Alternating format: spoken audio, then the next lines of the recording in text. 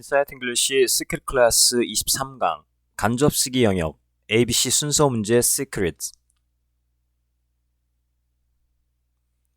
자, 23강에서는 ABC 순서 기출문제 명시적 단서 리스트와 이에 대한 활용편을 공부하도록 하겠습니다. 우선 여러분들은 앞에서 보시는 표를 통해서 명시적 단서 종류와 출제 횟수 그리고 학습의 대비라는 파트를 보실 거예요. 우선 이 명시적 단서 종류는 여러분들이 아시다시피 지시어나 혹은 대명사, 연결사를 말한다고 생각하시면 됩니다. 자, 옆에 보면 출제 횟수가 있는데요. 일단은 this가 11회가 출제되었고요. 그리고 search가 6번, 그리고 더가 7번, 그리고 that이 3번 출제가 되었네요.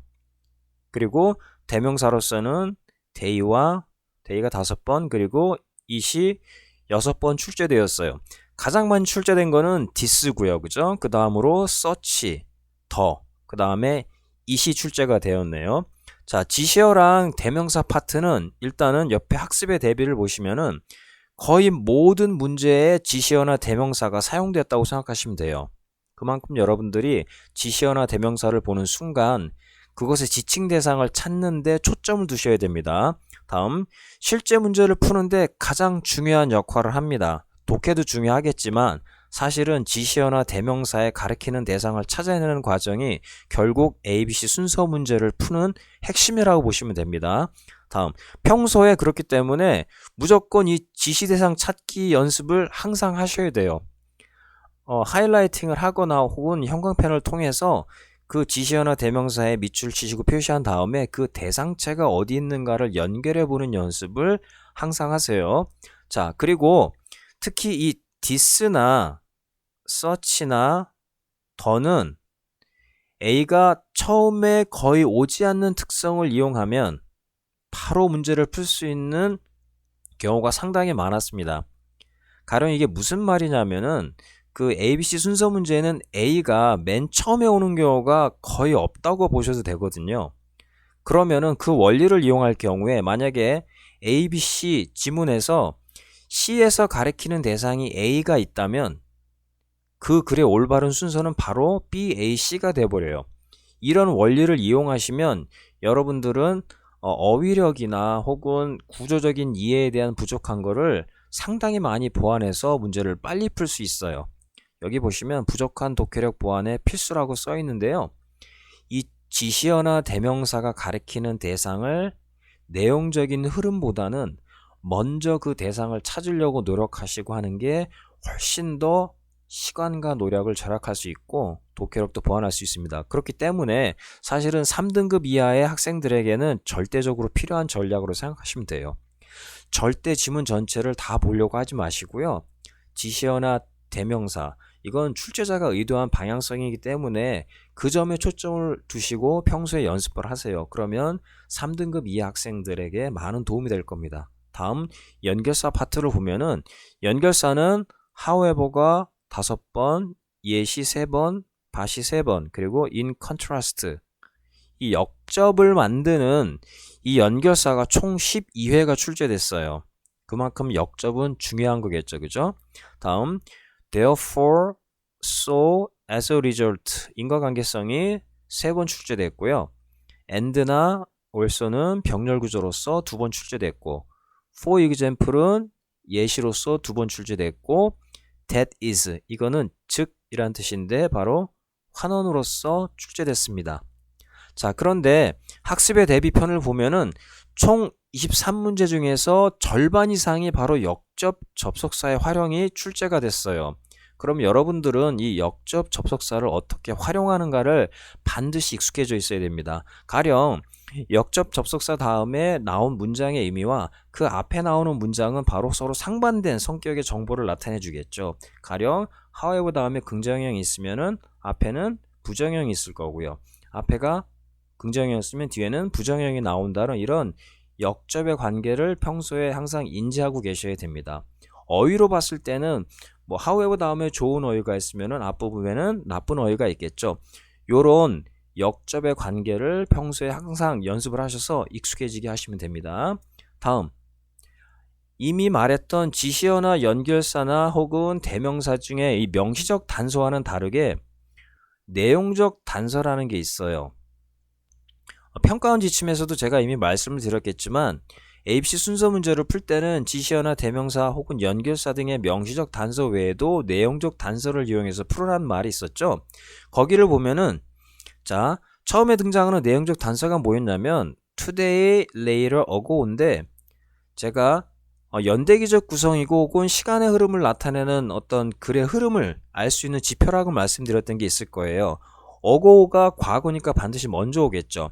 today는 요즘이니까 나중에 올 거예요. 그리고 later는 앞에서 상황이 설명한 후에 뭔가 다른 상황이 나중에 전개되고 있음을 알려주는 바로 시간이 지남을 나타내주는 내용적 단서라고 생각하시면 돼요. 다음은 전제, 일반화, 개념화. 어떤 의견에 대한 일반화나 혹은 큰 개념을 먼저 던져주고 그러니까 큰 어떤 배경이나 전제를 말해준 다음에 그 다음에 그에 대한 예시를 주거나 혹은 그거보다는 좀 더 작은 개념의 어떤 어휘들이 온다라는 말씀이죠. 가령 뭐 과일이라는 말이 나왔으면 그 다음에 나오는 문장은 사과가 나온 거나 이렇게 생각을 하시면 좀 이해하기 편하실 거예요.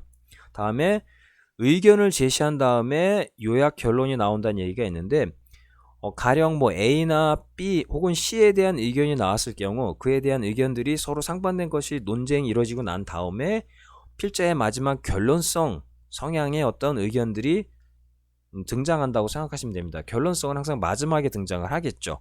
요약본이나요. 다음 의문, 질문이나 혹은 어떤 궁금한 점들이 등장을 했을 경우에는 그에 대한 이유가 나중에 나오겠죠. 혹은 그에 대한 답변이 의문 다음에 나온다고 생각하는 어떤 인과성 논리를 말하는 거라고 생각하시면 됩니다.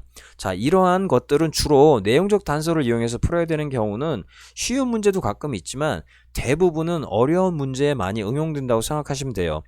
총 23문항 그 기출문제 중에서 사실 뭐 6개에서 7개 정도의 문제가 이 내용적 단서를 이용해서 문제를 풀어야 되는 경우가 있었어요. 그만큼 난이도가 있는 문제가 아마 3문제꼴에 하나씩은 출제된다고 생각하시면 됩니다.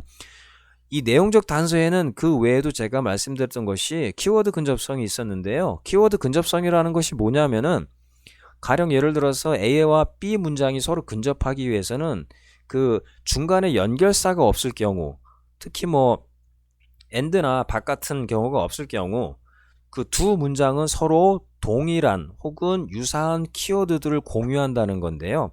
앞에서 나왔던 문장에 쓰였던 중요한 단어들이 뒤에 나오는 문장에는 똑같은 단어를 쓰거나 혹은 비슷한 단어를 씀으로 인해서 두 문장이 서로 내용적으로 깊이 연결되어 있다는 걸 말씀드리는 거예요. 결국은 두 문장의 키워드는 서로 근접해서 존재하기 때문에 두 문장은 서로 붙는다는 것으로서 이해를 하시면 됩니다.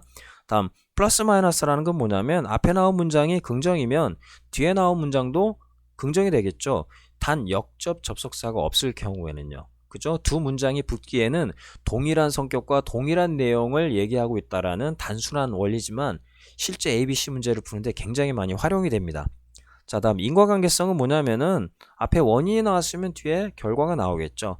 혹은 큰 개념이 먼저 나오고 나중에 작은 개념이 나온다는 이 내용적 단서에서 이미 설명한 것들이에요. 자, 그러면 여기서 보시면은 사실은 이 연결사 파트나 내용적 단서를 이용해야 되는 이 부분은 어휘력과 구조적인 문법 지식이 좀 더 필요합니다. 그렇기 때문에 주로 1, 2, 3등급 풀이 전략으로 사용하시면 됩니다. 독해력이 좀 좋으신 분들은 연결사나 내용적 단서를 잘 활용하셔서 좀 더 정답률을 높이시면 되고요. 그와 반면에 어휘력이나 어법적인 지식이 좀 부족한 3등급 이하의 학생들은 이 지시어나 대명사 파트를 좀 더 잘 활용하셔서 부족한 독해력을 보완하시면은 그 풀이 전략에 상당히 많이 도움이 될 거예요. 자, 그러면 이제 ABC 순서 문제의 어떤 명시적 단서 리스트 활용을 잘 확인했는데요. 이 표에 나오는 내용들을 여러분들이 평소에 인지하시고 이걸 반복적으로 학습하시면은 결코 ABC 문제가 그렇게 어렵다고 생각은 안 들 겁니다. ABC 순서 문제가 여러분들이 어렵다고 생각하신 이유는 그동안 기존의 어떤 학습을 하셨던 방향성이 독해 부분에 치중을 해서 내용적인 흐름만 계속 보시려고 노력을 하셨기 때문에 그래요. 출제의 어떤 방향성을 정확히 의도하시면은 출제자는 지시어나 대명사나 연결사의 기능을 이해하고 이거를 활용할 수 있느냐를 먼저 물어보고 그것을 체크하기 위해서 문제를 만든 건데 여러분들은 거꾸로 공부를 하셨기 때문에 그렇거든요. 그러니까 여기 출제 횟수에 등장했던 명시적 단서들을 평소 하이라이팅을 하시면서 그 문장에서의 용례를 잘 확인하시고 내용적인 단서까지 활용하시고 연습을 많이 하시면 ABC 순서 문제가 그렇게 어렵지는 않을 것입니다. 그동안 ABC 그 순서 문제를 공부하시느냐고 수고 많으셨는데요. 이 기출문제 명시적 단서 리스트와 활용편을 잘 이용하시면 여러분들의 성적 향상에 많은 도움이 될 겁니다.